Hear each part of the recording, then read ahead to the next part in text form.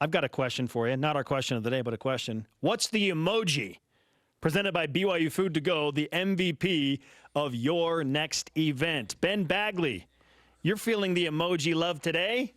Why don't you join us? Always emoji love. Yes. Let's start with this. Eric Mateos' comments on the schedule being too hard, Jarom. And if you missed them the first time, here they are again. If you don't want this kind of schedule, you don't have a pulse, and you don't really belong in Division I major college football. So this is just what we're about, and this is what we're going to be about. We wish that we had more Power 5 games. We wish we had 8, 9. So hopefully it gets to that soon. Mm-hmm. Okay. I do the big eyes here because, yeah, it's like, oh, really? 8 or 9? Wow. Yeah. Listen, I hope that this happens one day, but that BYU's in a league and that they build up within that league. Utah went 5-7 2 of the first 3 years in the Pac-12. It took a minute to become the preseason pick to win the league. BYU's won 40% of its games all time, every era. Lavelle Edwards, all the good 40%. BYU would be 5-4 or 4-5 in those situations. Now, I am going to use the fire emoji because I think that's a hot take for sure. Oh, it's very hot. I think it's a hot take from Eric Mateos. But I will say this. I'm coming around to the idea a little bit more because I think it matters to the younger generation and to the recruits of BYU. Yeah, absolutely. Who you're playing, where you're playing. I'm with you. Can everybody see us? That matters to them. I'm with you. But the cost is that you won't win as much. So what do you want? Well, if you want to win more, you have to have better players, and I think it's part of recruiting. So can you recruit better players because you have a better schedule? Yes, and then you will lose 40. You'll win 40%. Let's say you're way better and you win 50%. It's still not a good enough win percentage. And I think that we focus so much on, well, BYU needs to play an easier schedule because they need to have that magical season and get invited to a Power 5 conference. I think it's already – BYU's resume is already out there.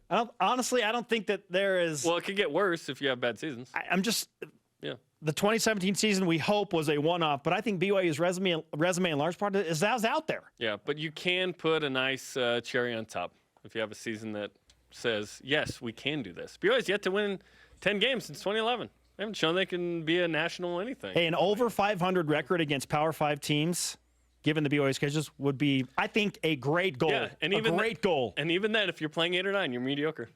50%, mediocre. Next. What's the emoji of Pete Carroll saying that Ziggy Ansah will be ready for Week 1 for the Seahawks? You're the Seahawks fan. You need to go first. Yeah, the strong arm. Yeah, are these the Simpsons? Is that they're yellow? They're the Simpsons? Like this is like Homer on a diet or something.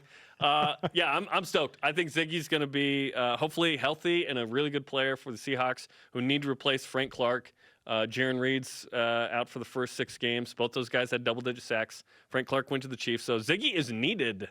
Hard eyes for this. My BYU fandom and my Ziggy love is outweighing my Cincinnati Bengals love in this instance because the Seahawks and Bengals open up against each other in Week 1, and I'm thinking – oh, the Seahawks won't have Ziggy, then that's probably good for the Bengals. But to hear that Ziggy is healthy and progressing, that matters more to me. So I love this idea that he's healthy. Just stay healthy. He's had injury concerns his whole career.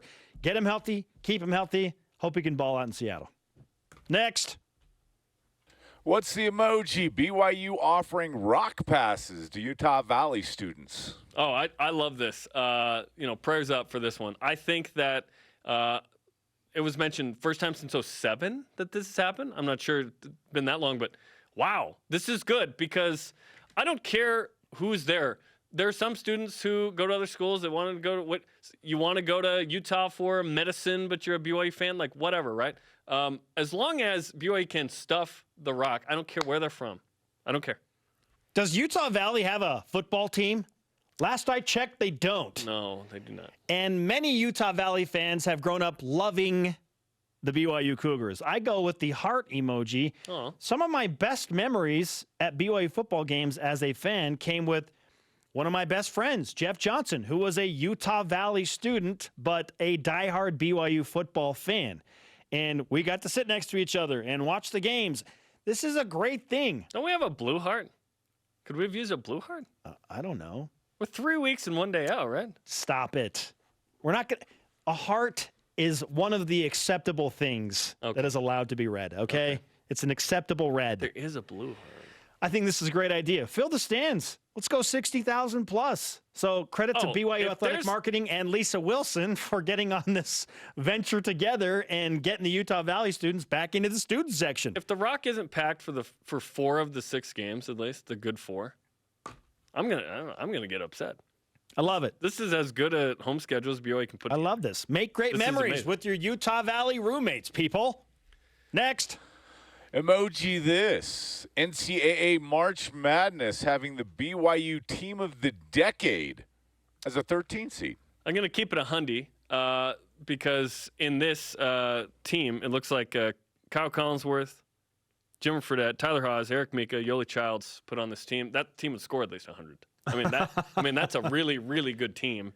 13 seed, good to make it, be one of the top 64 teams of the decade. That's pretty cool. Yeah, it's cool. But I am going to roll my eyes at this a little bit, Jarom, because now that I think about it, that team as a 13 seed? No. That's not what he's saying per se. He's saying BYU's program is a 13. I know.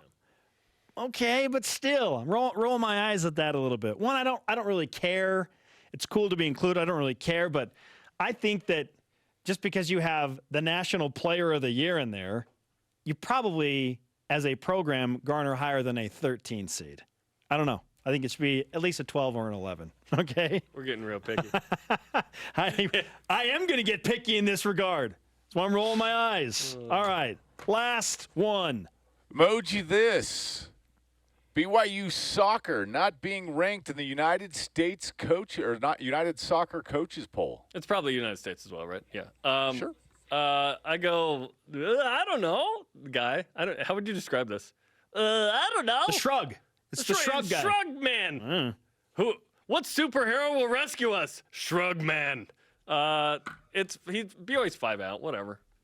Like, should they be in? Probably. They've won the league, 4 of the last 5. They returned 9 starters, 2 around the Herman Watch list. Like, I think they should have been ranked. Yeah, what team that has 2 Herman Watch list members isn't ranked? I will not break that down at that level. Hand me the bamboo blue goggles, Jarom. Okay? I am going to synchronize with my emoji. Sunglasses. Blue goggle alert. Blue goggle alert. It's all good. Not so much blue goggles. It's all good. Like they're 5 out, whatever. They'll win on the field. They'll take care of business against Utah. They'll take care of business on the road early in the season. Which one's you? And then I think BYU will handle Texas A&M at home, the team that is ranked in the top 15. All good. Sunglasses on, baby. So good, man. Yes. Let's just chill. Let's just relax. It's okay. It's okay. BYU will be ranked at some point. It doesn't matter right now. They'll take care of business when the games start. Bachman Turner overdrive, taking care of business. And then Bachman's son was Tal, and he did She's So High, and then, the whole thing. There's the story. That ends our emoji segment. I heard Tal Bachman playing when I was bowling the other day. I bowled a 154, by the way. Nice. Yeah, Brosa? yeah, not bad, right?